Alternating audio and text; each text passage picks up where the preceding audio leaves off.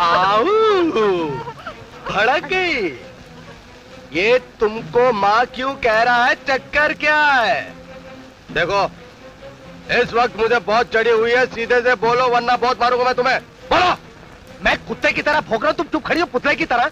ये तुमको माँ क्यों कह रहा है? ये कौन है? ये मेरा बेटा है। बेटा? गोद लिया इसको? नहीं, मैंने इसे जन्म दिया है। तुम जन्म कैसे दे सकती हो? 7 साल तक मैं जेल में था, सुहाग रात हमने मनाई नहीं।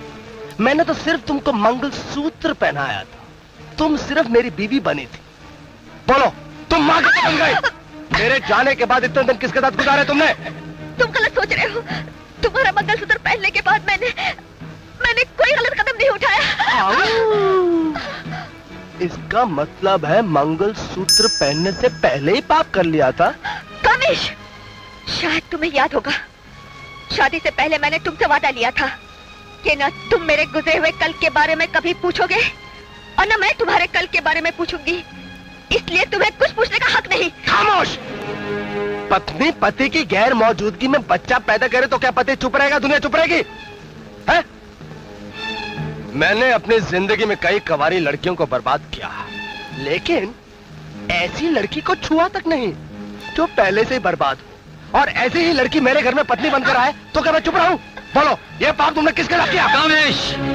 आओ, राम बाबू, स्वागतम स्वागतम। आप बिल्कुल सही वक्त पर आए। पहले भी आपने एक वकील की हैसियत से मुझे बचाया था, आज जब मुझे एक इंसाफ करने वाले की जरूरत आन पड़ी तो तुमने एंट्री मारी। अब एक मसले का हल करो।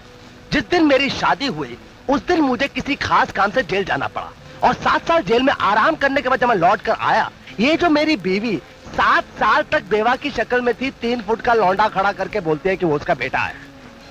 ऐसा कभी हो सकता है क्या? हो सकता है क्या? अब तुम इंसाफ करो। राम बाबू, ये पति पत्नी का जाती मामला है, आप कृपा करके इसमें दखल ना दे तो बेहतर होगा। प्लीज, आप इस वक्त यहाँ से चले जाइए। चुप है? क्यों जाए? ये मेरे वकील हैं, मेरी तरफ से तुमसे सवाल पूछेंगे। जहां तक इनकी फीस का सवाल है, वो मैं तुम्हारी पगार मिलते इनको दे दूंगा। वकील साहब, पूरी तरह छानबीन करना।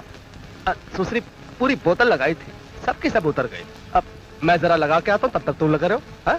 आओ।